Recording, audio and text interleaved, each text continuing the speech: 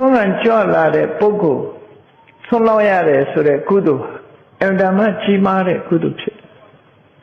ရှင်နုရုဒ္ဓမထေရဆုံးခံကြွလာတာကိုဆုံးလေးတစ်စုံလောင်းလိုက်ရတဲ့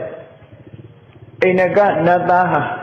အဘိဓမ္မာဒေသနာတော်အဘိဓမ္မာတရားပွဲကြီးမှာ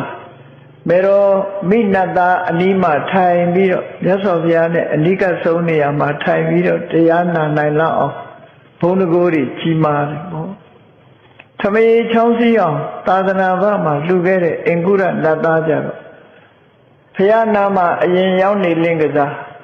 ဘုန်းတော်ကိုယ်ကသေးငယ်သည့်အတွက်ကြောင့်သူ့တဲ့ဘုန်းတော်ကိုယ်ကြီးတဲ့နတ်တွေလာတဲ့အခါဆုပ်ပေးလိုက်ရတာ12ယူဇနာလောက်ဘုရားနဲ့ဝေးကွာသွားတဲ့နေရာရောက်သွားဒါကြောင့်မို့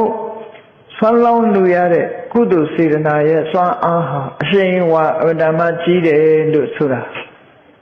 ဝန္တာစရာမှတ်သားထားပြီးတော့တို့တွေဟာအမောမြတ်ဆုံးကုသိုလ်လုပ်ငန်းကြီးကို